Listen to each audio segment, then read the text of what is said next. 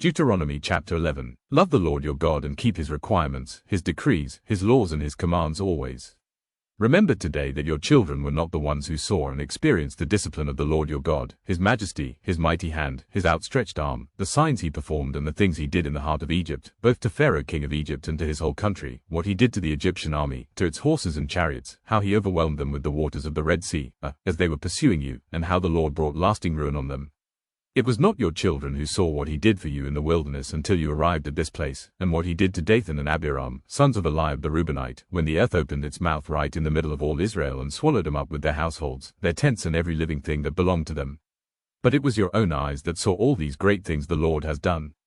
Observe therefore all the commands I am giving you today, so that you may have the strength to go in and take over the land that you are crossing the Jordan to possess, and so that you may live long in the land the Lord swore to your ancestors to give to them and their descendants, a land flowing with milk and honey.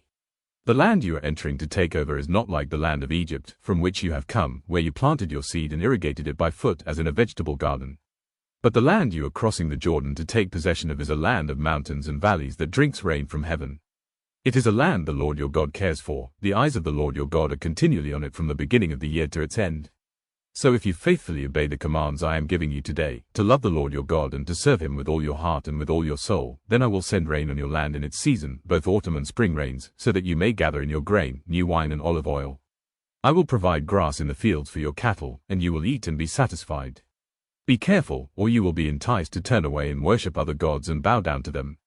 Then the Lord's anger will burn against you, and he will shut up the heavens so that it will not rain and the ground will yield no produce, and you will soon perish from the good land the Lord is giving you. Fix these words of mine in your hearts and minds, tie them as symbols on your hands and bind them on your foreheads. Teach them to your children, talking about them when you sit at home and when you walk along the road, when you lie down and when you get up.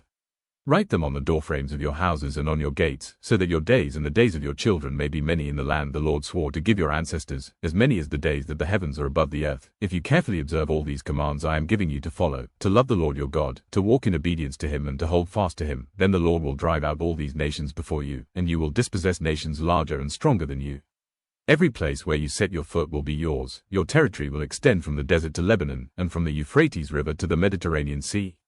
No one will be able to stand against you. The Lord your God, as he promised you, will put the terror and fear of you on the whole land, wherever you go. See, I am setting before you today a blessing and a curse, the blessing if you obey the commands of the Lord your God that I am giving you today, the curse if you disobey the commands of the Lord your God and turn from the way that I command you today by following other gods, which you have not known.